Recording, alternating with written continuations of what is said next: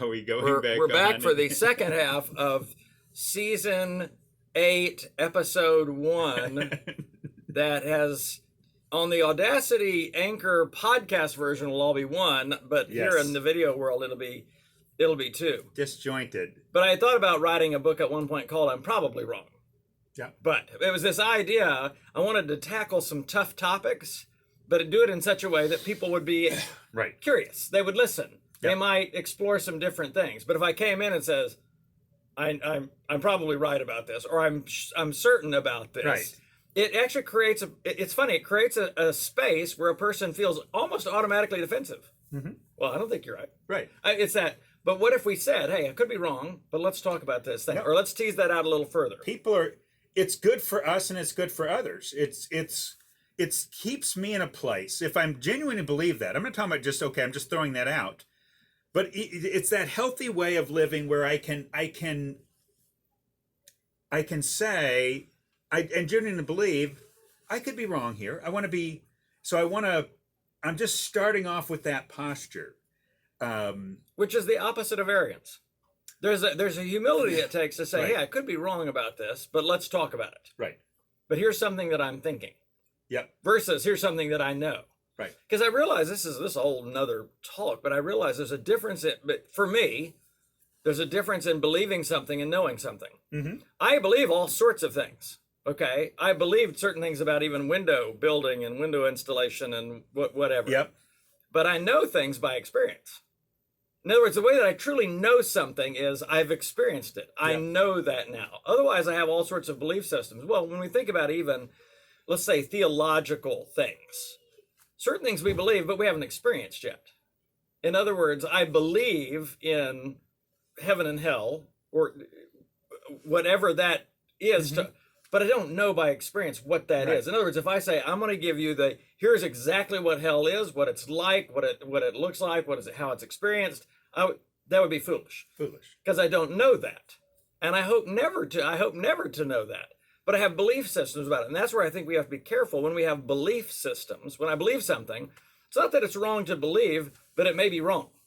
Right. In other words, it's not this nefarious, I'm intentionally going to believe the wrong thing and lead others down a path. That's a whole different game. But I may hold things that are not accurate, and that's why I have to hold them loosely, but don't let go. If you cling too tightly, you're going to lose control. That was the 38 Special line. It came to me.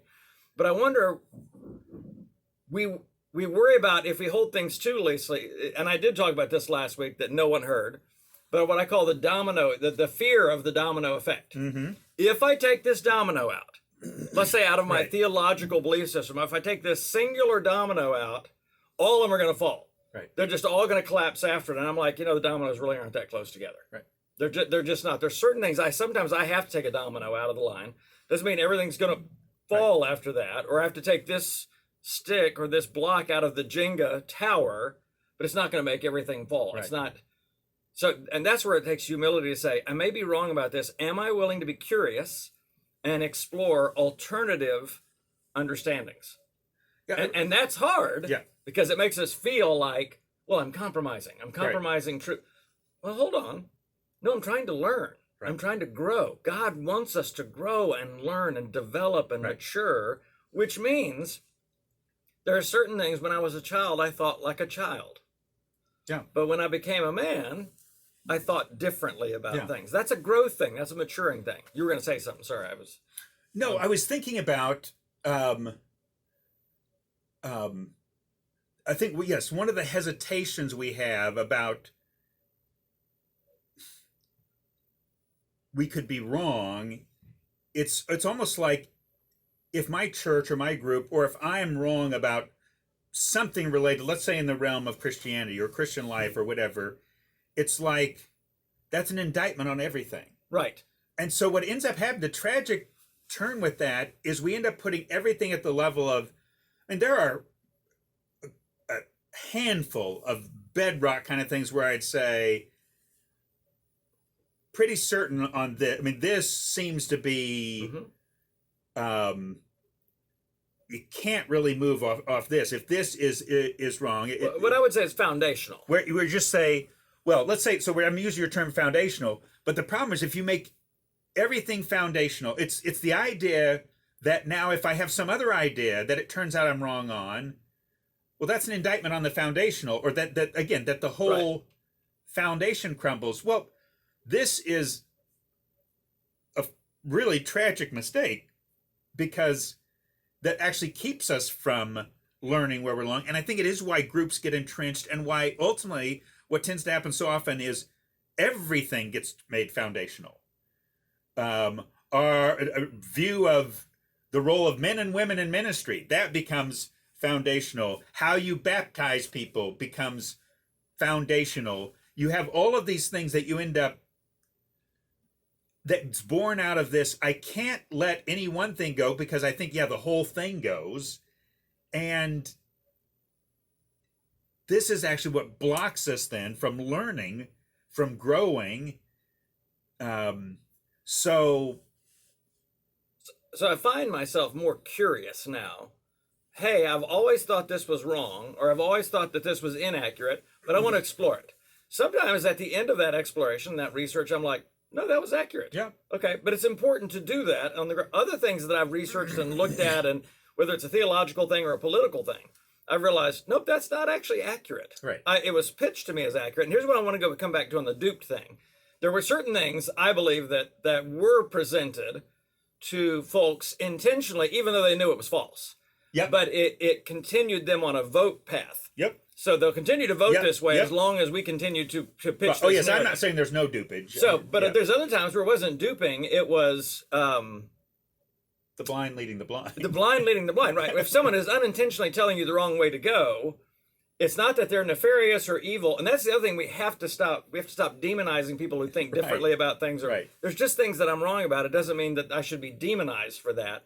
So we have to be careful about that. But we have to be super careful that we don't cross that line of, I'm going to intentionally present it, can keep presenting this narrative, because even though I know it to be inaccurate, because it's gonna keep people in line with a certain political view or voting a certain way. That's where we have to say, hey, I may still vote this way, but that's an inaccurate narrative.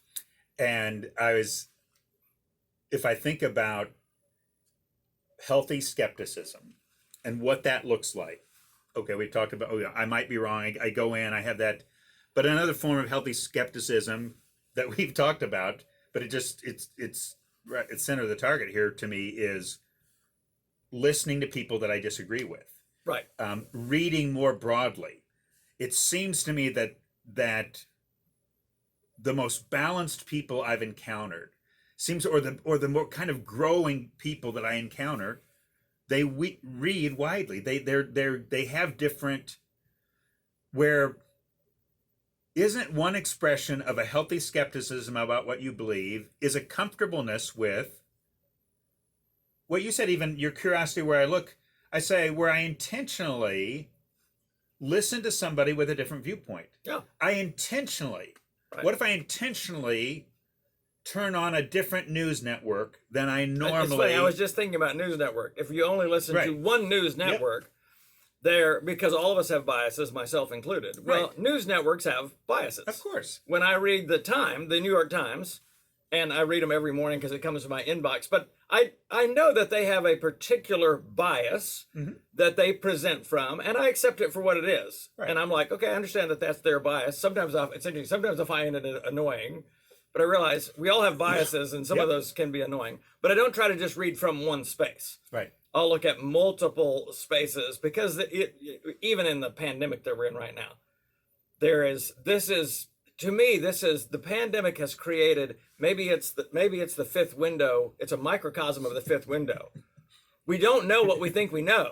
Right. And even I was so appreciative of this writer in the Times that said, he started the year with, he said, holding pundits accountability. He said it begins with me. He said there were several things that I presented last year journalistically that weren't accurate. And then he started point by point going this, and he said one thing is, I thought I knew more about COVID than I did because I had talked to so many people. He said, but frankly, we don't, there's tons that we still don't know. Right. Why did Delta do this, but Omicron's not doing this? Why did COVID come out this? Mm-hmm. It's just fascinating, but I appreciated he said pundit accountability, and it started with him. In other words, he didn't point out where everyone else was wrong. He said, this is where I was wrong, even in the last year. And I thought, isn't that interesting? And it goes back to what you're saying. The idea you talked about, we don't want to be duped. But the close cousin of that is we don't want to be mistaken. Yes. Isn't the idea? Yeah. Wrong idea is I look foolish. Yes. So what we'll do is the opposite of what he does. Isn't it funny? And we have to laugh at ourselves, but I laugh at one point, but then it's sad. It's easier to rationalize than apologize. Right. Or look the other way, or kind of minimize. Or just don't talk about it anymore. I can remember. It's right. Who wants to talk about? See, this is. Yeah. If I'm thinking about that healthy skepticism, this guy just gave us admit where you were wrong. Yeah. This is where I think even Christians at times, we think somehow we'll lose credibility, or we think we'll look foolish. We have this fear of looking foolish when nobody's ever lived outside of Jesus that wasn't wrong on stuff. That doesn't have, being wrong simply means I've got more to learn. So for someone to say, what a posture to come in and say, here's some things I was wrong about. Yeah. That just sets the tone. Once you've done that, and you do that publicly, I'm just saying this is another way of living with healthy skepticism. And here's the thing, it actually increases credibility. Absolutely. In other words, for that journalist to do that, and it's a journalist that I wouldn't agree with on a lot of things. Right. But for him to do that, I'm like, that he just went up a notch in terms of credibility in my mind, because he's willing to say, hey, I was wrong about these things. Right. And I wrote about, one of them he wrote about passionately. Okay. Like he felt strongly about this thing.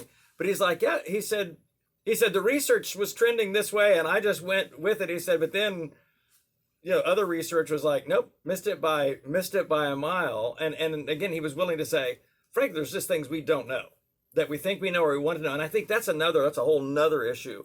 We want to know certain things with certainty. So we sort of rush to the conclusion because I want to know. You did even a face cast about this idea of the detective that is going to make, you were watching some movie with Joy or a Hallmark thing, but okay.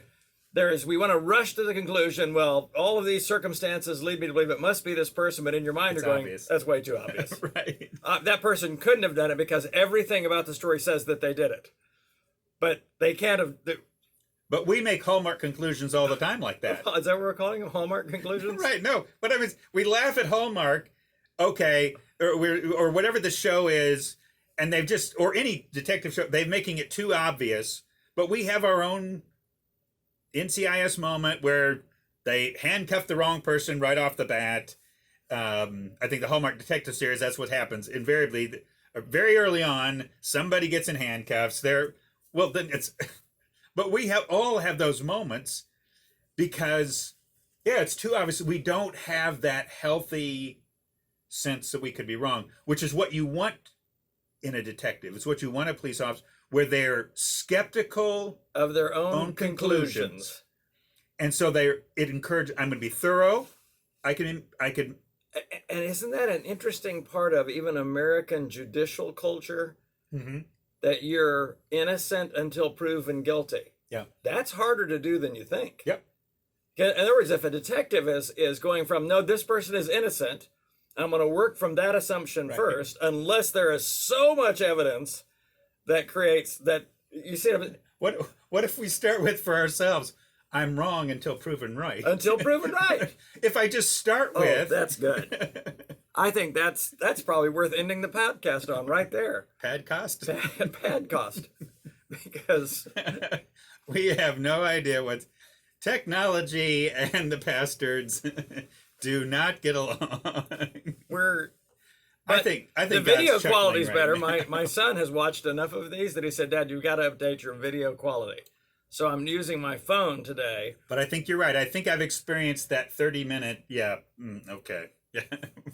Well, we're getting the second half to 14:38 part, and there's probably a minute 12 seconds. Yeah, that I think you didn't get anything. we're about 47 minutes in, I think. So, healthy skepticism, humility versus arrogance. We don't know what we don't know, and we also don't know what we think we know. So there's some stuff today that you are certain you're right about that you aren't. With certainty. So be very careful about what you can't possibly be wrong about, because you could be. I'm certain it's time to end the podcast.